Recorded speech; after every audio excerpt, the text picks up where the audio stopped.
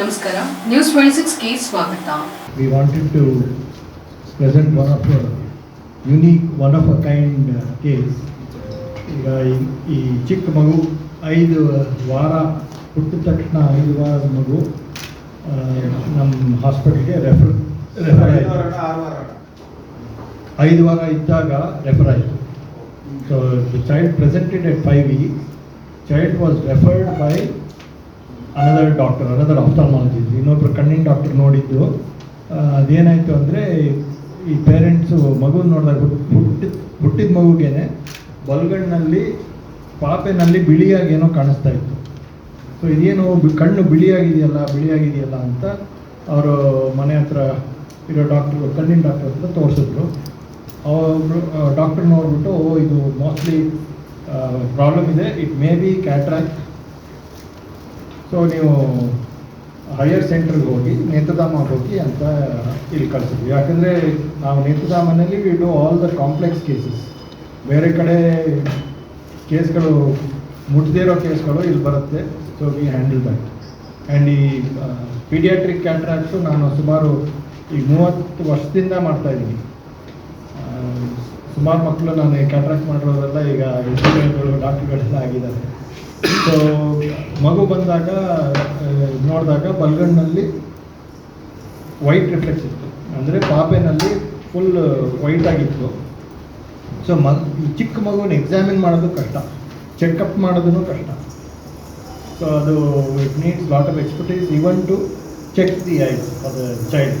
ಕಣ್ಣು ಎಷ್ಟು ಚಿಕ್ಕದಾಗಿರುತ್ತೆ ಅಂದರೆ ಓಪನ್ ಮಾಡೋದೂ ಕಷ್ಟ. ಸೊ ಮಗುನ ಎಕ್ಸಾಮಿನ್ ಮಾಡಿ ಅದಕ್ಕೆ ಕೆಲವು ಸ್ಪೆಷಲ್ ಸ್ಕ್ಯಾನ್ಗಳೆಲ್ಲ ಮಾಡಿಬಿಟ್ಟು ಇದು ಕಂಜನೈಟಲ್ ಕ್ಯಾಟ್ರಾಕ್ಟ್ ಬರೀ ಬಲ್ಗಣ್ಣಲ್ಲಿ ಮಾತ್ರ ಇದೆ ಪೊರೆ, ಎಡಗಣ್ಣಲ್ಲಿ ಪೊರೆ ಇರಲಿಲ್ಲ, ಬರೀ ಬಲ್ಗಣ್ಣಲ್ಲಿ ಮಾತ್ರ ಪೊರೆ ಇದೆ. ಈಗ ವೈಟ್ ರಿಫ್ಲೆಕ್ಸು ಹಲವಾರು ಕಾರಣಗಳಿಂದ ಕಾಣಿಸ್ಕೊಂಡು, ಒಂದು ಕ್ಯಾಟ್ರಾಕ್ಟ್, ಕಂಜನೈಟಲ್ ಕ್ಯಾಟ್ರಾಕ್ಟ್ ಅಂದರೆ ಹುಟ್ಟಿದಾಗಲೇ ಪೊರೆ ಇರುತ್ತೆ.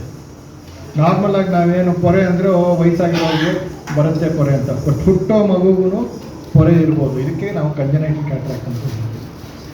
ಈ ಕಂಜನೈಟಲ್ ಕ್ಯಾಟ್ರಾಕ್ಟು ಹಲವಾರು ಕಾರಣಗಳಿಂದ ಬರುತ್ತೆ. ಒಂದು, ಗರ್ಭದಲ್ಲಿ ಇನ್ಫೆಕ್ಷನ್ ಆದರೆ ಲೈಕ್ ಟಾಕ್ಸೋಪ್ಲಾಸ್ಮೋಸಿಸ್, ಸೈಟೋಮೆಗ್ಲೋವೈರಸ್, ರುಬೆಲ್ಲಾ, ಈ ಥರ ವೈರಲ್ ಇನ್ಫೆಕ್ಷನ್ಸ್ ಆದರೆ ಪ್ರೆಗ್ನೆನ್ಸಿ ಟೈಮ್ನಲ್ಲಿ ಈ ಕ್ಯಾಟ್ರಾಕ್ಟ್ ಫಾರ್ಮ್ ಆಗಿರುತ್ತೆ. ಅಲಾಂಗ್ ವಿತ್ ದ ಕ್ಯಾಟ್ರಾಕ್ಟ್ ಬೇರೆ ಡಿಫೆಕ್ಟ್ಸು ಇರುತ್ತೆ. ಕಾರ್ಡಿಯಾಕ್ ಕಂಡೀಷನ್ಸ್ ಕಾಣಿಸ್ಕೊಳ್ಬೋದು ಅಥವಾ ಡೆಫ್ನೆಸ್ ಕಾಣಿಸ್ಕೊಳ್ಬೋದು. ಸೊ ಬೇರೆ ಕಂಜನೈಟಲ್ ಪ್ರಾಬ್ಲಮ್ಸು ಇರುತ್ತೆ. ಇದು ಕ್ಯಾಟ್ರಾಕ್ಟ್. ಇಂಜುರಿಯಿಂದನೂ ಕ್ಯಾಟ್ರಾಕ್ಟ್ ಬರ್ಬೋದು. ಕೆಲವು ಸಿಸ್ಟಮಿಕ್ ಪ್ರಾಬ್ಲಮ್ಸ್ ಇರುತ್ತೆ, ಅಂದರೆ ಮೆಟಬಾಲಿಕ್ ಪ್ರಾಬ್ಲಮ್ಸ್, ಗ್ಯಾಲೆಕ್ಟೋಸಿಮಿಯಾ ಅಂತ ಹೇಳ್ತೀವಿ, ಅಥವಾ ಪ್ಯಾರಾಥೈರಾಯ್ಡ್ ಡೆಫಿಷಿಯನ್ಸಿ ಇದ್ದರೆ ಆವಾಗಲೂ ಈ ಥರ ಕ್ಯಾಟ್ರಾಕ್ಟ್ ಕಾಣಿಸ್ಕೊಳ್ಬೋದು. ಆಮೇಲೆ ಕೆಲವು ಸ್ಪೆಷಲ್ ಕಂಡೀಷನ್ಸು ಇದೆ ಈ ಥರ ವೈಟ್ ರಿಫ್ಲೆಕ್ಸ್ ಬರೋದು. ಒಂದು, ಕಣ್ಣಲ್ಲಿ ಟ್ಯೂಮರ್ ಇದೆ, ಇದಕ್ಕೆ ರೆಟಿನೋಬ್ಲಾಸ್ಟೋಮಾ ಅಂತ ಹೇಳ್ತೀವಿ. ಯೂಶ್ವಲಿ 1 ವರ್ಷದ ಒಳಗಡೆ ಈ ಟ್ಯೂಮರ್ ಡೆವಲಪ್ ಆಗುತ್ತೆ ಕಣ್ಣು ಒಳಗಡೆ. ಅದನ್ನಲ್ಲೂ ಕಣ್ಣು ಒಳಗಡೆ ಬಿಳಿಯಾಗಿ ಕಾಣಿಸ್ತಾರೆ. Screening for congenital cataract screen. And ಇನ್ನೊಂದು, ಪ್ರೀ ಸ್ಕೂಲ್ ಸ್ಕ್ರೀನಿಂಗೂ ಮಾಡ್ತೀವಿ ನಾವು. Before the child goes to schools, before 5 years of age, we screen. That is to develop. Yes, we go to schools sometimes. In nursery schools we do conduct the screening. Even school eye screening ಮಾಡ್ತೀವಿ. But preschool screening is very important because we can pick up before 5 years of age. If you pick up like squint or amblyopia, we can treat it. 6 ವರ್ಷ ಆದಮೇಲೆ it's very difficult to treat. Post medication Specs, yes. For specs again, there is something known as myopia epidemic, which is happening all over the world, more in Southeast Asia, because children are exposed to screens, computers, mobile phones. Because of that, they are developing myopia. It's known as myopia epidemic, and the myopia keeps on progressing. So additionally, we have a special myopia clinic. Myopia clinic nalli we have an instrument known as myopia master, which measures all the parameters of the eye. Then it projects. Suppose the child has -2 power. By 18 years, what will be the power?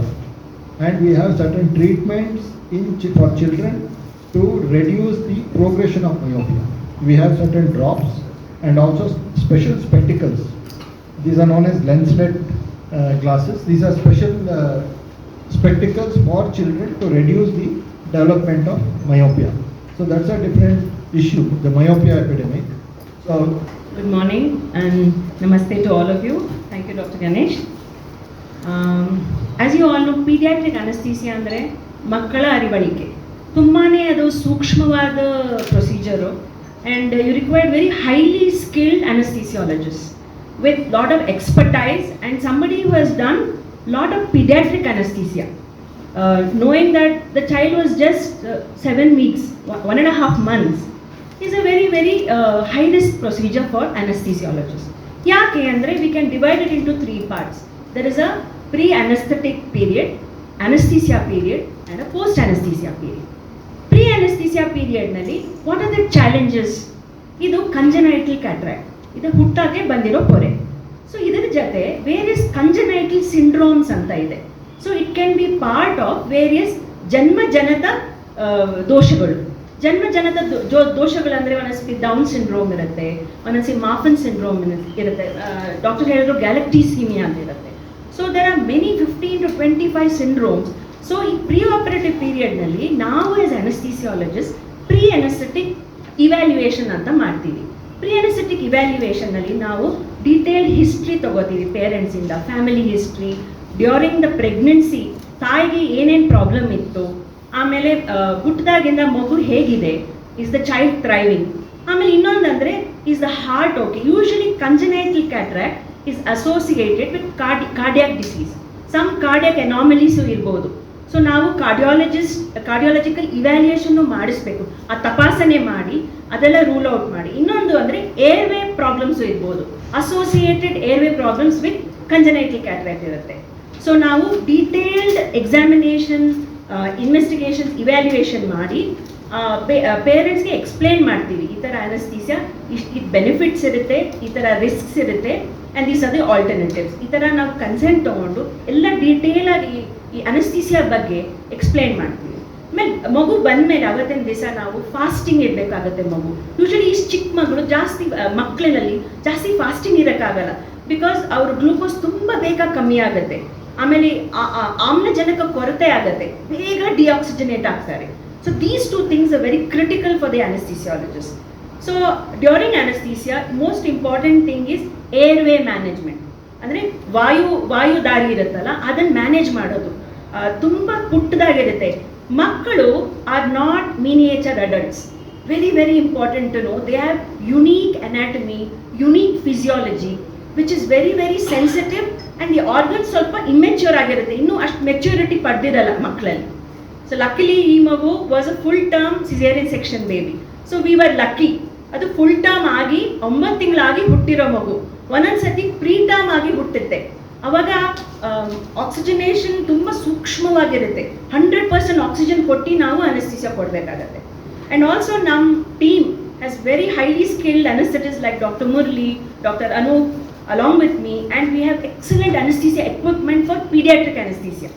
So ಇದೆಲ್ಲ ಇದ್ದು ನಾವು 30 ವರ್ಷದಿಂದ pediatric anesthesia ಕೊಡ್ತಾ ಇದ್ದೀನಿ ನಾನು. So this confidence ಬೇಕು pediatric anesthetists requires lot of confidence in private practice.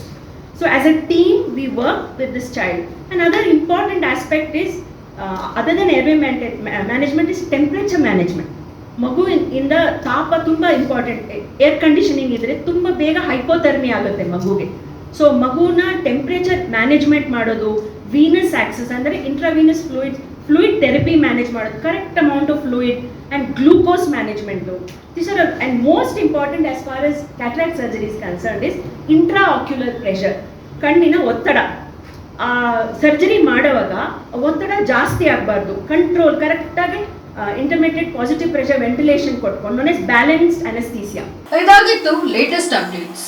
ಇನ್ನಷ್ಟು ಸುದ್ದಿಗಾಗಿ ನೋಡ್ತಾ ಇರಿ News 26 ಕನ್ನಡ. ನಾವು ನಿಮ್ಮೊಂದಿಗೆ.